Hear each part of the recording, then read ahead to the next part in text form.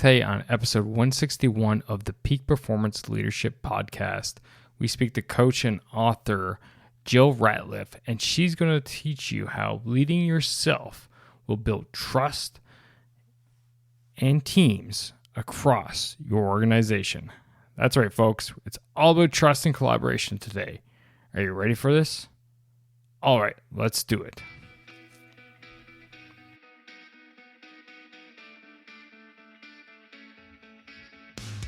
Welcome welcome all to the Peak Performance Leadership Podcast, a weekly podcast series dedicated to helping you hit peak performance across the three domains of leadership.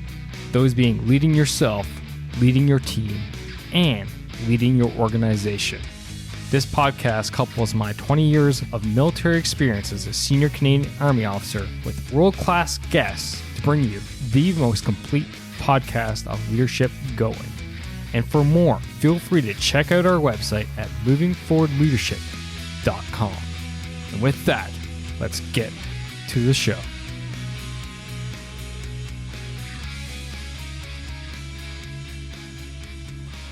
Yes, thanks for tuning in. It is your Chief Leadership Officer, Scott McCarthy, and it's so great to have you here for yet another great episode of the Peak Performance Leadership Podcast. And if you've been following the show for a while, well, you know this is a new name, relatively new name anyway, for the show. I changed it up about a month ago to reflect truly what we're going after here with the theme of the show. And that is, hitting that peak performance as a leader when you're leading across those three domains, i.e. leading yourself, leading your team, and leading your organization. So great to have you here.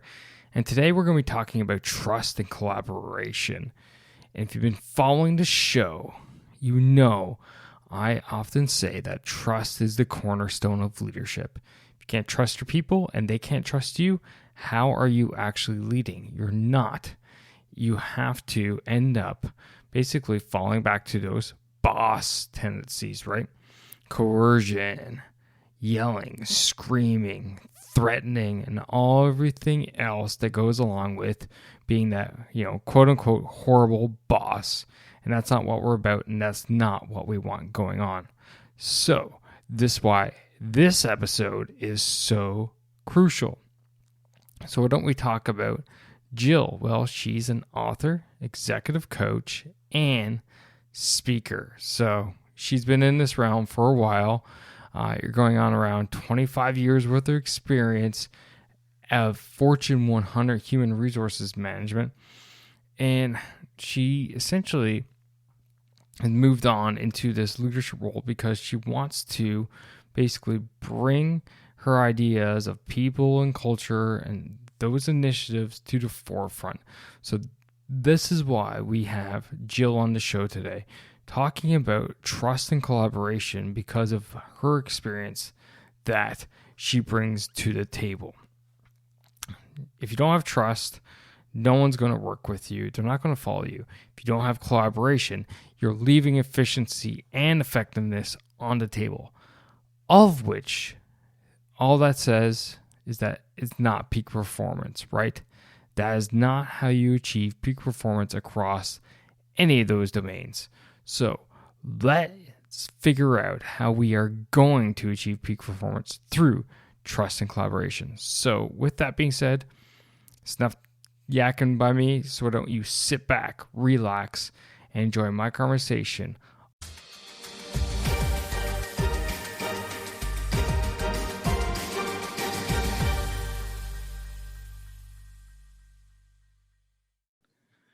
Jill, welcome to the show. So great to have you here today. Thanks, Scott. I'm really happy to be here.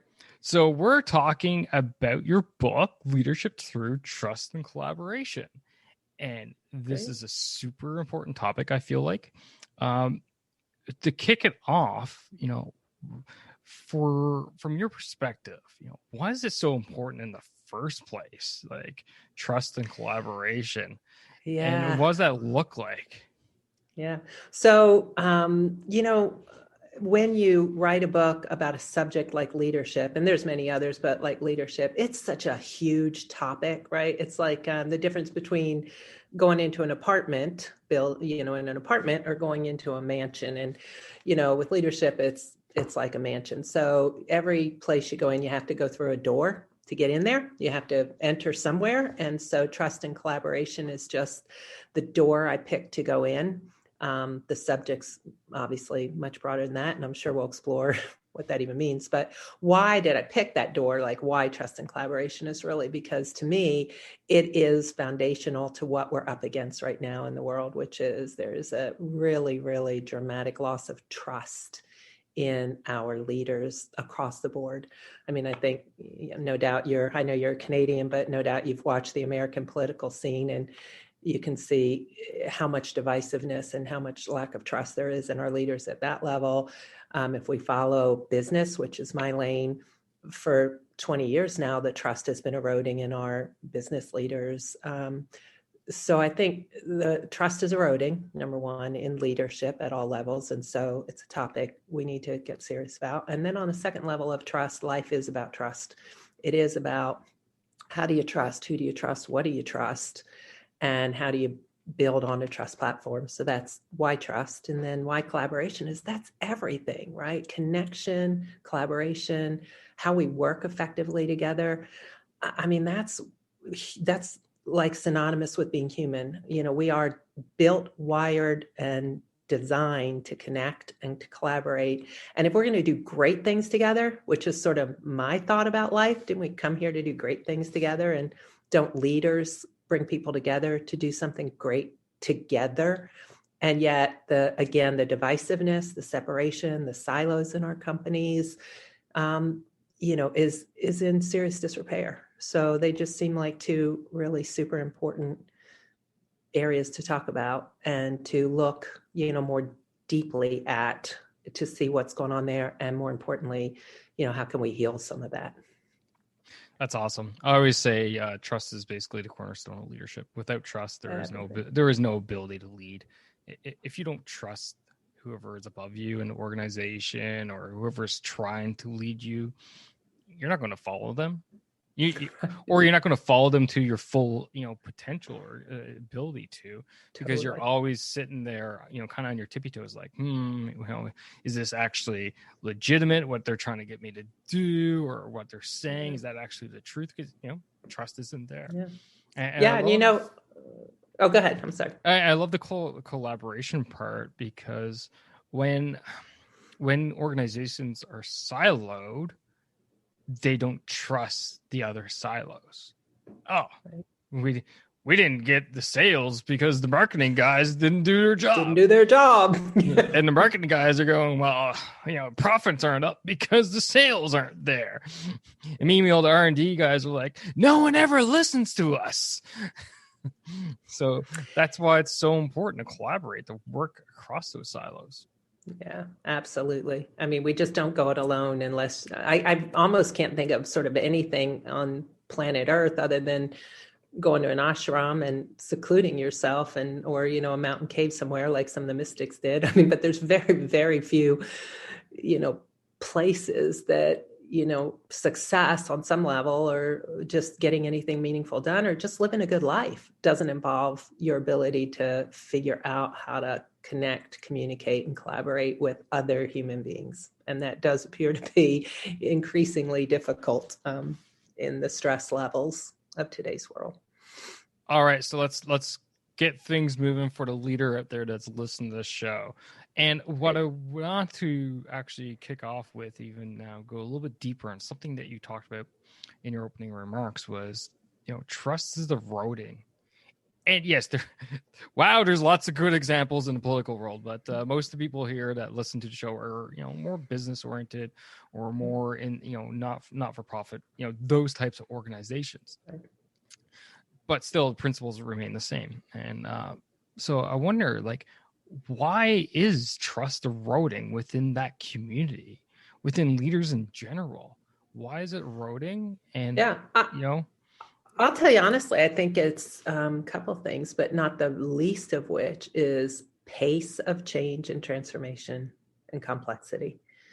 Our world literally, and I think you're somewhere in your mid 30s to that age range, but I'm 62, and I can tell you over twice your lifetime, the world has changed so dramatically due to the introduction of technology, the 24/7 world we live in, the pace that you have to run a business or any organization at is exponential to what it was even 10 years ago, 20 years ago. In the last 50 years on planet Earth, there's been exponential change at a level unseen in the prior 2,000 years. And I don't think we've grasped it. I think as human beings, we haven't kept up with how fast things are moving. And what I experience working with my clients, which are leaders in anything, anywhere from entrepreneurial organizations to very large multinational companies. And what I have noticed is that that pace of change, that 24/7 always on world, has just created a stress level that is extraordinarily high. And so I don't think the vast majority of people or leaders are trying not to be trustworthy. I think that they are just overwhelmed, many of them. Things are moving really fast. Organizations have gotten really complex, and people are generally struggling and overwhelmed. Yeah, I could definitely see that for a multitude of reasons, and especially the last part. As we record here now, it's middle of January. Unfortunately, the COVID pandemic still goes on. I feel like I've been saying that for far too long now in this podcast, and people are stressed. My family, I got 2 young ones. I'm a leader in my organization. I got this podcast. I got to pretend to be a senior kindergarten teacher half the day and all these other things. And at the same time, it's like I still have these responsibilities, and the organization still expects things out of me. And, that kind of takes a toll on anybody. Totally. Right. And then it does erode that trust bit, because you're like, well, do they actually have my best benefit, my best concerns at hand? Do they actually care about me as a member of the organization? Does my political leaders care about me as a citizen? Well, and that's what's so interesting, right? Where we could talk global politics, be fascinating.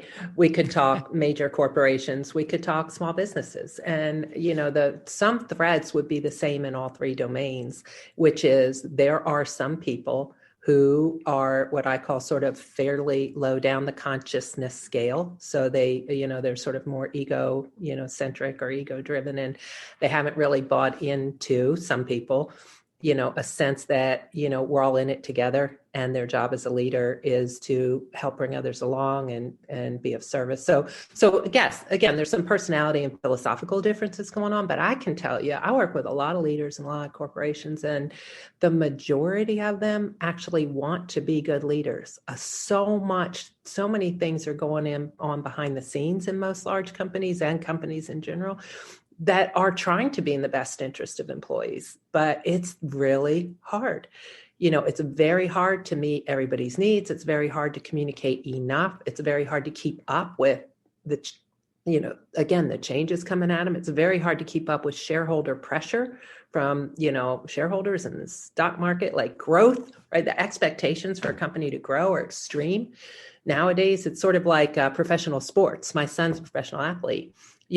Professional sports is the most performance-driven business on the planet, because you get your performance review every week when you play. The score's the score.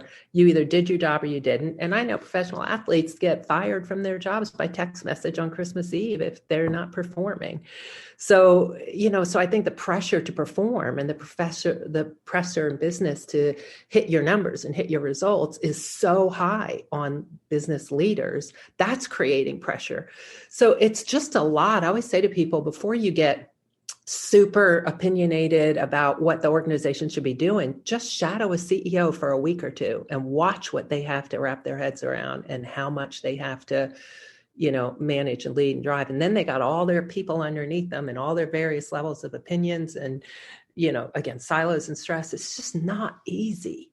to do business today. And so I think that's part of it. I don't think leaders don't want to be good leaders. I don't think they don't want to be transparent, the majority of them. I think they're just lost in the mall and in the woods trying to figure out how to get it all done, raise their kids, be a kindergarten teacher, meet the performance expectations. It's just a lot.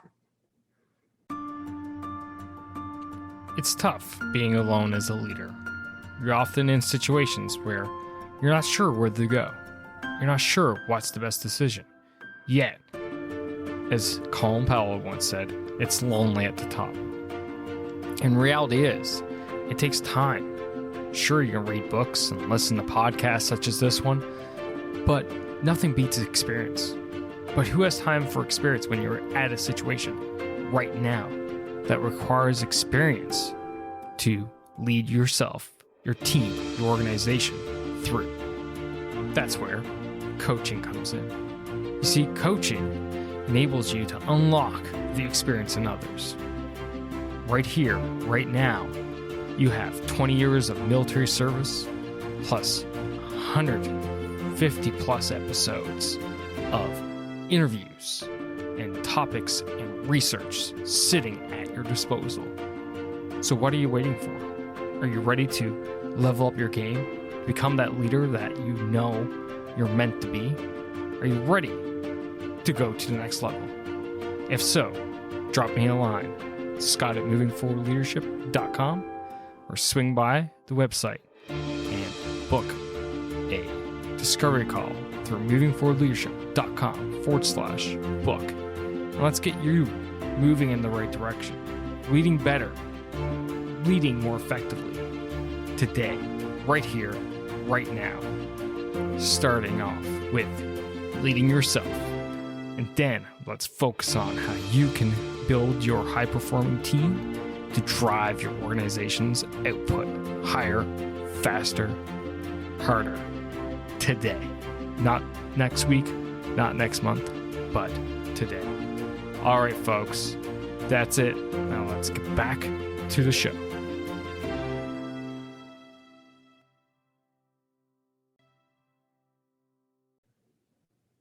No, it absolutely is. And unfortunately, not everyone sees everything that's goes on in an organization, right? Right. There's always a lot of poor assumptions from the lower levels within organizations that unfortunately the roads trust at the higher levels of the organizations. No question. So how can leaders out there go about mitigating, things like, that's the $1 million question, right? But that's why you're here. I know, baby. Let's get after it. Yeah.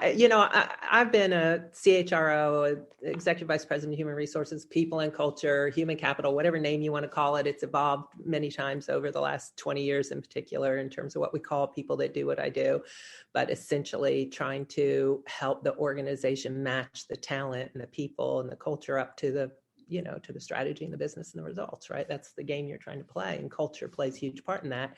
And the leaders you have at every level play a huge part in that. So I've spent millions of dollars on leadership programs from, Harvard and Wharton and Stanford and private companies like Center for Creative Leadership, and bringing in, again, military leaders to teach leadership skills in business. Like, I've tried all of it and hire people to come in. And if I had to do it all over again, I would put all of my money and attention into one course called Lead by Example.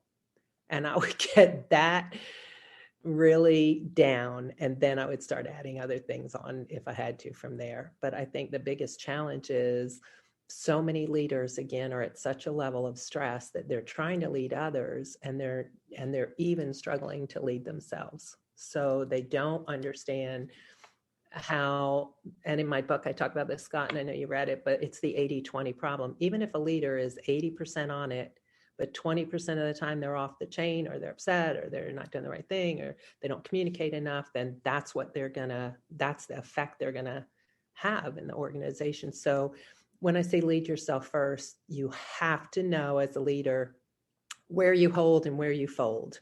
And, I'm a country music fan, so that's a Kenny Rogers song, got to know when to hold them and when to fold them, right?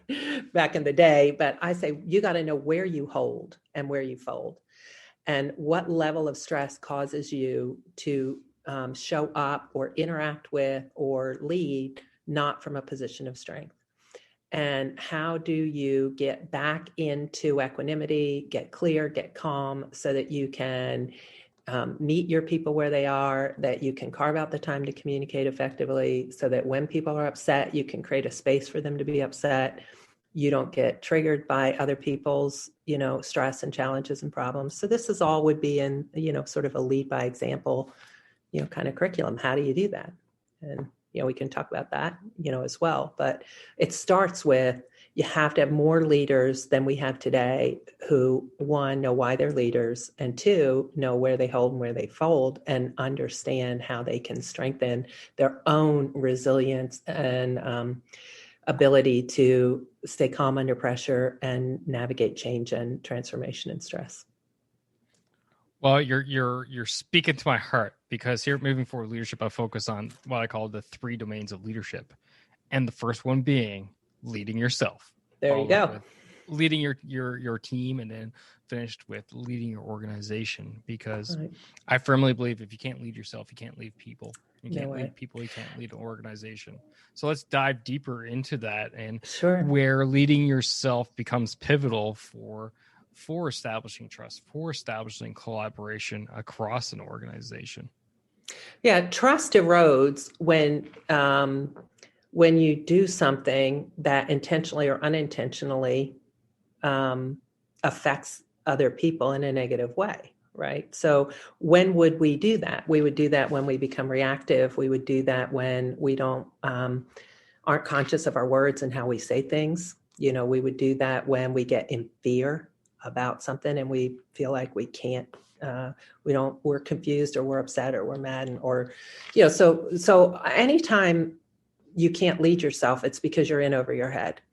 So you've got to know, how to build resilience in this world. You've got to know how you act under stress. So I always say to people, everybody talks about personality differences, and I've spent a lot of time studying personality. I'm certified in at least 20 different personality instruments that are out there. So I've spent a lot of time earlier in my career thinking about personality. But what I noticed is any personality will do at a party. When you close $1 million deal, it's completely irrelevant. The personalities on the marketing team and the ops team, everybody's celebrating. The personalities don't matter unless it's under stress, unless there's a problem, unless it's under adversity, unless we have a problem we can't figure out how to solve, and you're upset and the other person's upset, and people's downside of their personality, their weaker sides of their personality, are now interacting with each other. So you have to be someone who even understands that a person's personality isn't the problem. It's a person's ability to navigate the stress that they're under, and your ability to not get sucked into the storm when there is a storm. You have to be able to stay in your best self, in your stronger personality traits. If you're going to lead people in a stressful or challenging situation, you can't. So you have to know that about yourself, right? You've got to know what stresses you. What do you act like when you get stressed? What are the thoughts that are going through your head when you're stressed? And then, how can you build the muscle? And I can give you my a very, very simple tool for how you can begin to start doing this. And then, you probably have heard this in some version. Practice, is the only road to mastery, period. If you want to be a resilient leader under stress, you have to practice being a resilient leader under stress. There is no model that works without you practicing. It's like, if you want to get in shape, you could drive by the gym every single day. You could study what everybody in the gym's doing. You could understand the heavyweight room, the aerobic room, the lightweight room. You can know everything about getting in shape. You could be brilliant about getting in shape. You could read books about it. But if you don't get your ass in the gym and start lifting some weights, you're not going to be in shape, right? So it doesn't matter what you know about leadership. I know leaders that know more about leadership. They've written books, they've read books, But it doesn't matter what we know in today's world. It matters what you can do in today's world. Can you be that leader when the people looking to you for your leadership, whether it be your family, whether it be your community, or whether it be people at work, need you to lead? Can you do it when the last thing you feel like doing is holding yourself accountable to a higher level of standard of behavior than what your ego wants to do in that moment? Oh, I'm getting all warm and fuzzy here. It's like you're speaking my language, exactly what I talk about. Great. All these things I talk about on a weekly basis. So I do interview shows that launch Wednesdays, but I kick off the week with what I call the Monday Leadership Minute, where I come on for 5 minutes and kind of just talk about, topics just like that. Yeah. And one of the recent ones was leaders face adversity. We go for it. We dive in. That was this week, wasn't it? Didn't you do that one this week? I believe it. Yeah, because I think I listened to that. It was this week. Yeah. But that's exactly what you're talking about. We don't shy away. We can't shy away. Our people, our organization, they deserve better. And it goes back to exactly what we're talking about here, and that is trust and building the trust. Because if you don't do these things, your team is not going to trust that you're going to do those things, what they need you to do when the time comes for you to do them.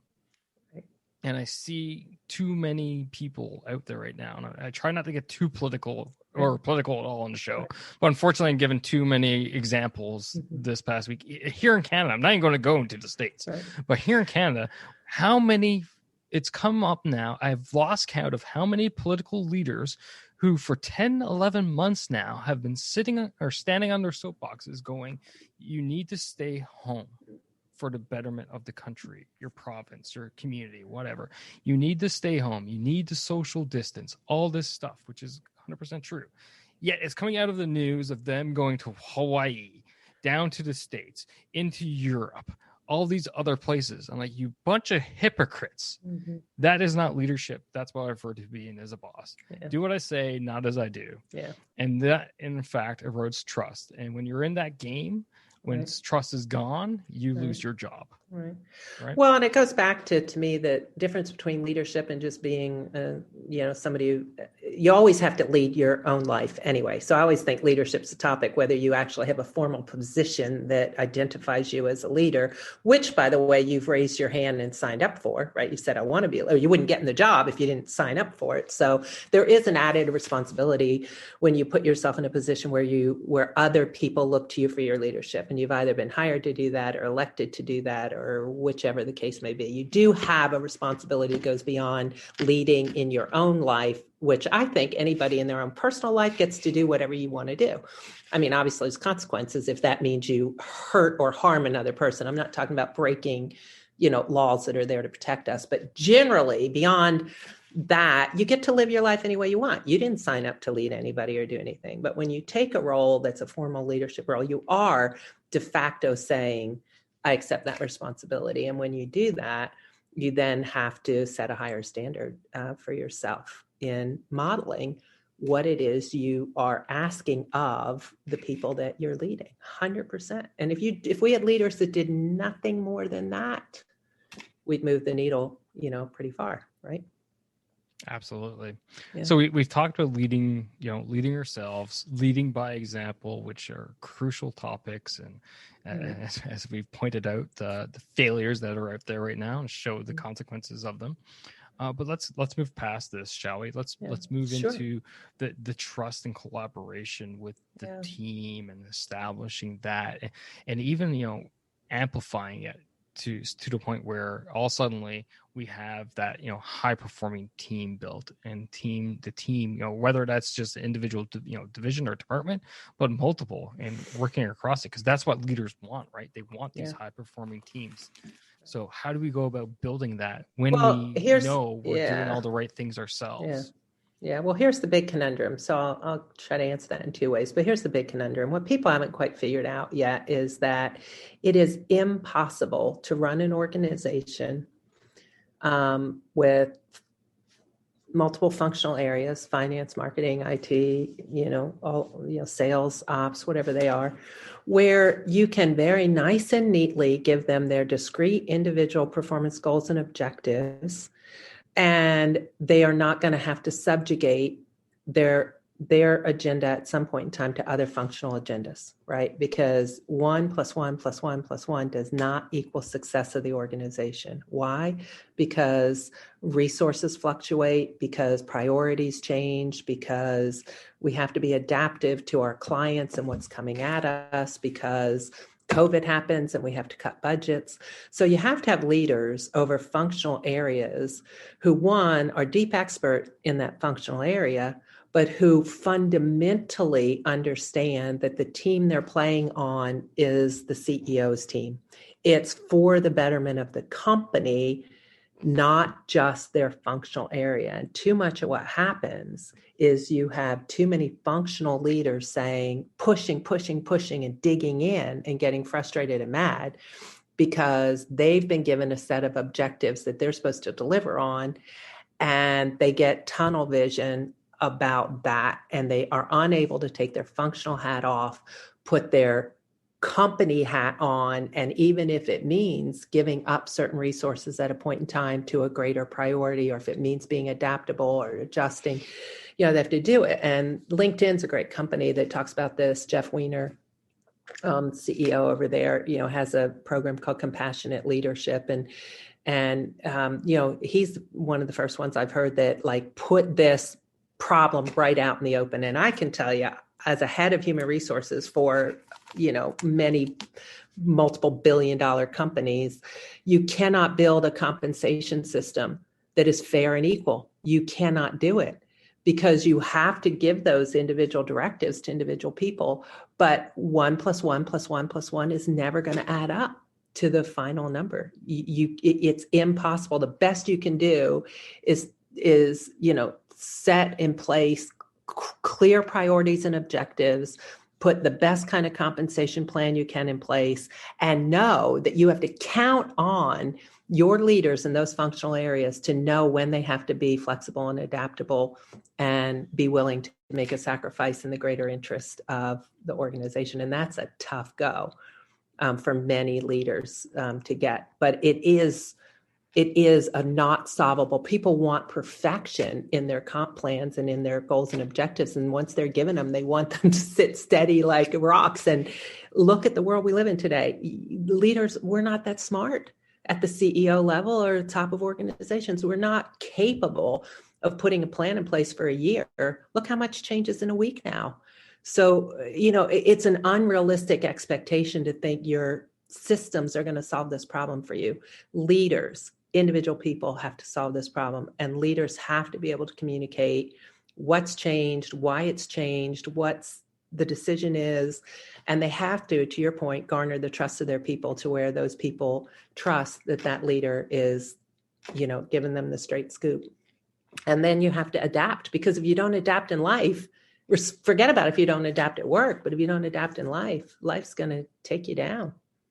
Yeah, you got to be able to let go of the ideology you hold so strongly to recognize that we're in an ever-changing and faster-changing world, and we have to be able to adapt to it. Love it. I think the biggest thing I heard there, the biggest takeaway I got from that is, as a leader, we need to drop our ego. Yeah. Look at the vision Absolutely. of the organization, and this is how collaboration truly happens. Is it by giving up our resources to help someone else? It's just being flexible. It's just being flexible. One time you'll give them up, another time somebody's going to give them to you. But you have to be flexible. And then the second thing to answer your question about collaboration is you also can't take personally. You can't take what another person says or doing or another function's doing personally, because we make all kinds of stories up. Well, they did this and they said that, and they don't believe and they don't trust me and they don't care about us and they have their own. I mean, we make up so many stories that are not fact-based, that are not rooted in any kind of fact. And, the stress behaviors come out. And so, as a person, when you're interacting with other humans, and particularly when they're upset, which is the only time it's really a problem. When somebody's really upset, you have to be able to recognize they're upset. So it's not me, I'm okay, but they're upset. So now I need to observe them and try to understand, what's got them upset. If I can help them, I want to try to help them. And if I can't help them, I at least want to walk away and do no harm because they're already upset. And not take what they're doing personally. But what happens is when somebody's upset and then they spew out at you because you either just happen to be there or because they want help and you're the boss or you're whoever, just because somebody does that doesn't mean you have to own that, right? You don't have to receive that, and you don't have to get triggered by anything anybody else says, because upset people don't speak truth. So what do I mean by that? Have you ever been really upset and said something to one of your kids or your spouse or somebody, a friend? That never happens. No. Right. No, I never do that. When we're upset, our words lie because we're triggered. Our survival mechanism kicks in, and blah, we get a thought in our head, and then our mouth says something that we don't actually mean. And then when somebody does that to us, we're all indignant and pissed off, and they should have known better. But we all do that. So you have to give grace to people when they're upset, and you have to be able to know, am I upset or are they upset? And then you have to be able to make grace for that. Let somebody be upset without making that your problem. And as a leader, if you can master that skill, man, you're going to go so far in having people who want to work for you, because you have to allow people to be upset. You have to be able to listen past their words. You have to be able to help them if you can. And, at the very least, you have to, not get reactive to the fact that they're already reacting to something, because now both of you are going down. It's like angry people can't help other angry people. Depressed people can't help other depressed people. Frustrated people can't help other frustrated people. You have to be able to hold a vision higher than that person can hold in that moment, for both themselves and for the ability to solve whatever problem, you have in front of you. Love it. I was actually in one of those situations where I won't get into too much detail just because military work, but I remember there was a situation. And my boss was a people hoarder. He wouldn't give us up for any reason unless he was absolutely told to give us up. And I was not working. I didn't have a whole lot on my plate at the time. And there was, something pretty major going on. And I walked in his office one day and I said, listen, like, these folks over there and who are part of our organization, like, they are going to the ground because there's a hole and I can fill that hole. And he's like, right. No, I need you just in case. Just in case for what? That is the main priority right over there. Yeah. That is the just in case. Right. So now but now you're in an example of how many people are in leadership roles that, again, aren't actually leaders, right? That's a foundationally, ego-driven or fear-based reaction he had to your request. Yeah, right? It was 100%. I have so many great examples of how not the lead from this man, that from people hoarding. And so if you watching. Right, and if you sort of go at him, if your strategy with him is to call him out on that, well, let me know how that worked out for you. Oh, no, I didn't. He's retired now, so it's all good. They're definitely, but that's what people do, right? Then they decide to go on the attack. Like, so have you ever seen a really upset person, or have you been a really upset person and then somebody tells you to just calm down? Yeah. Don't you want to stick an ice pick in their forehead? Like, don't tell me to just calm down. You just calm down, right? It's like the worst thing you can possibly say to somebody who's upset is just calm down.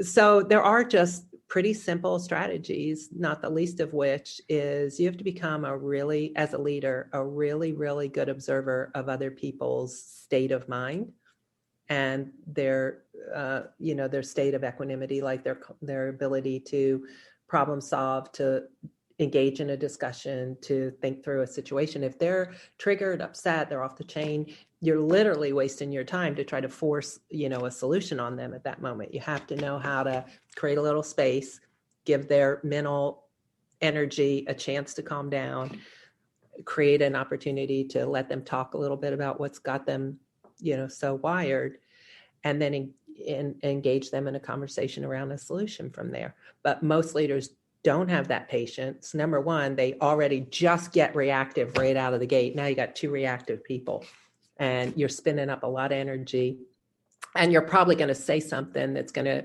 fracture trust, in that relationship, and is going to set you back. from helping that person come along to be where they need to be.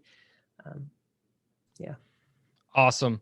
Jill, I feel like we've only scratched the surface. We're just scratching the surface, and we have to wrap up. But before we wrap up here, I want to say to the listener out there, it is definitely worthwhile to go ahead and grab a copy of Jill's book, and she's gonna give it a plug at the end of the show, as we always do. Right. But it's short. Let me rephrase that. It's concise. It's packed of practical tips, much of what you've just heard for this past 40-ish minutes. Right. And it's worthwhile to have in your bookcase, to go through and have in your bookcase, so that you can go ahead and reference it from time to time when these situations pop up, because this is exactly what we need as leaders. We need to be able to come to a resource and go, okay, I'm feeling this type of situation. I need some practical tools. Oh, right. Yeah, that book by Jill Ratliff.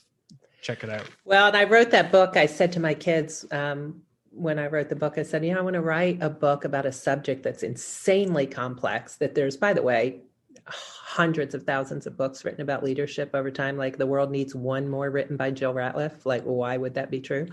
So I, when I wrote the book, I really said, I want to write a book that points to something for people to be reflective about or to consider, and that gives them super practical, easy to apply tools, and can be read in your favorite coffee shop over a venti cup of coffee.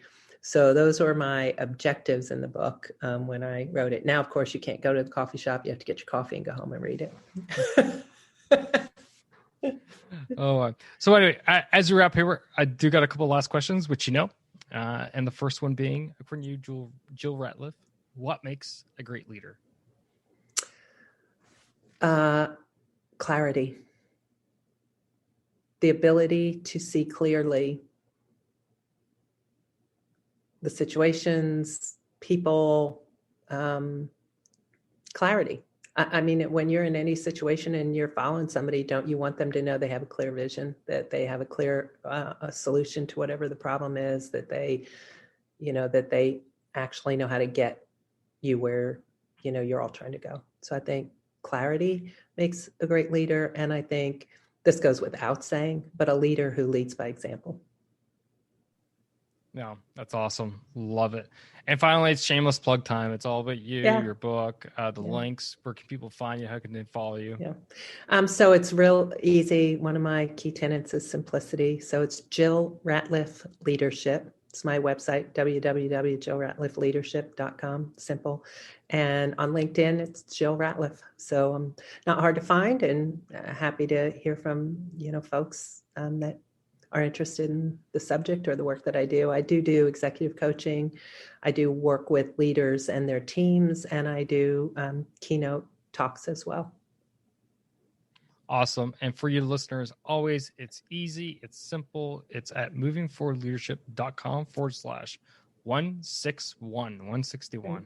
Jill, thanks for taking your time, coming out, talking to me, but most importantly, the audience member out there. Thanks, Scott.